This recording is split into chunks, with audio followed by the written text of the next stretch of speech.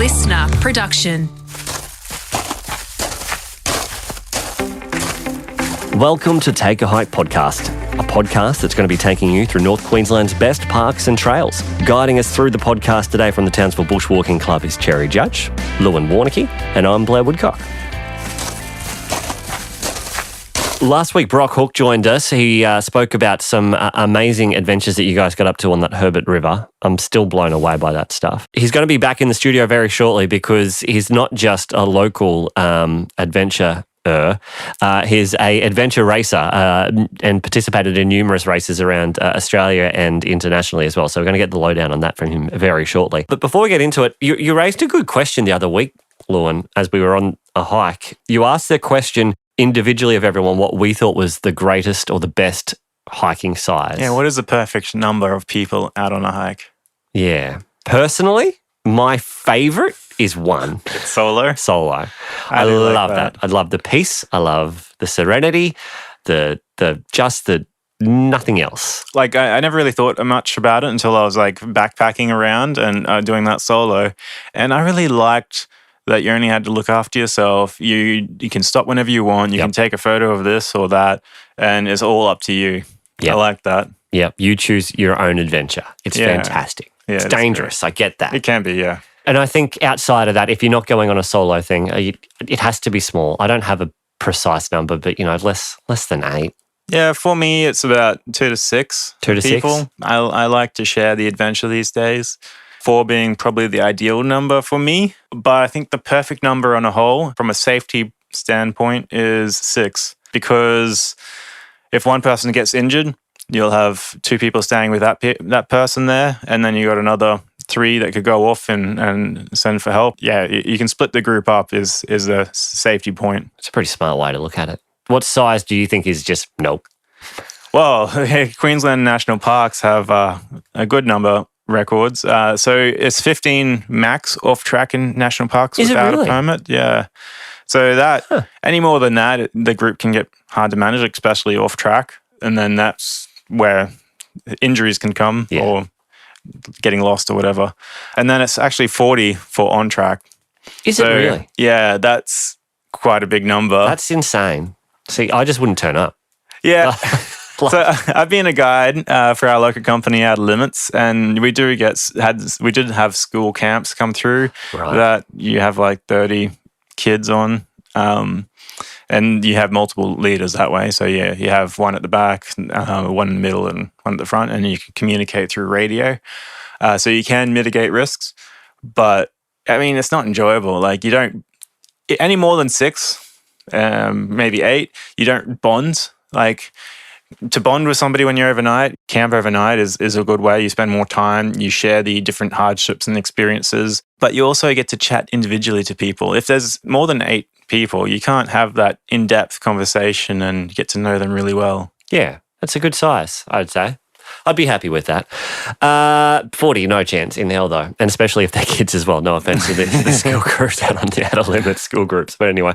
All right, time to bring in our special guest again this week. He was with us last week. We're talking about Brock. He grew up in Mareeba, has been living in Townsville for the last 15 years, has gone on many crazy adventures around North Queensland, particularly on a raft, but has now extended it into trail running, sprinting, navigation, and so much more in the world of adventure racing. All right, so let's go back to the start of this, Brock. How did you get into this adventure racing stuff? Sort of still feel new to adventure racing, though, having done a few, and sort of got into it from watching a documentary with some friends sent me on a race called the Eco Challenge, and then sort of watched this thing and like, whoa, people go and do what we do for fun as an actual sport, and we were just blown away by that and thought we'd try our hand at it. So Dad and I were sort of hunting around for something and looked for a 24-hour, thought I'd sort of just dip our toes into it and start with something easier. That ended up closing down. We couldn't get into it, so we were like, we'll just go for a 48-hour then. And did that a couple of years ago down at near Port Macquarie. And that was awesome. But I guess each time we tried something, we wanted to try the next big thing, like sort of, I guess part of the appeal of it is just seeing how far you can go. And so we wanted to keep sort of pushing those boundaries. The 48 hours was a good taste, and it definitely hurt at points, but it was doable. And so we wanted to move up. Along that road, I ran into Mitch, and he's sort of on the same path, just going, oh, how cool are these sort of events. He'd just sort of found them out, and so he'd started to rope me into a few.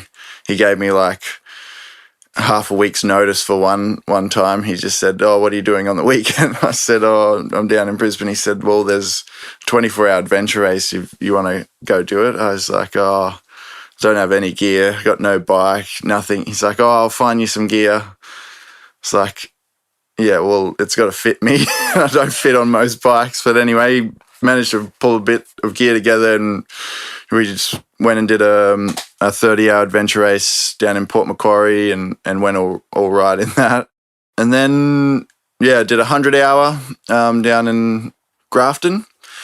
Yeah, then we did the big one early this year, which was definitely the pinnacle, God Zone, which was 6 days in New Zealand. And I feel like I almost can't do another one anywhere else because it won't be as big, but it also just won't be as beautiful. Like just New Zealand's the place for it. It's just beautiful mountains, beautiful rivers and lakes and waterfalls. And it's just like an adventure playground down there. And you did that with your father, so like you have memories for a lifetime. Yeah, so special to be able to do that before his knees gave in, and he did awesome.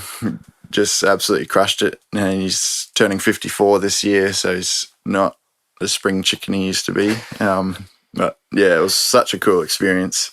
That would have been epic. I mean, Mitch was telling us about that a couple of weeks ago. It was what, 500 or 700 Ks? Yeah. 6 or so, 7 days. Like insane conditions. Yeah. And you're breezing over the real details because I think people go, oh yeah, that sounds intense. It sounds crazy. But you guys don't have a GPS. You're working off a map and compass. Yeah. It's the hard work of your legs and your arms and the core that's actually getting you through that whole thing. Yeah. It's a big mental challenge. Yeah, it is. It is a mental challenge for sure, as well as physical. And I think that's the appeal of it, right? Because there are events out there that are just the biggest, strongest guy wins, but this is like a bit of a nuanced compilation of the real fit and healthy guys versus the smarter guys. And so they're sort of mixing the two together because you can be super fit and capable, but if you go in the wrong direction, like that doesn't matter. Going back to the start of it for you, that Eco Challenge doco, that's the one hosted by Bear Grylls, right? Yeah, that's right, yeah. Amazon Prime, I think it's on, if you haven't watched it yet. That's cool. Yeah. So when you watch that compared to going through, let's go the most extreme thing you've done, the God Zone. Yeah.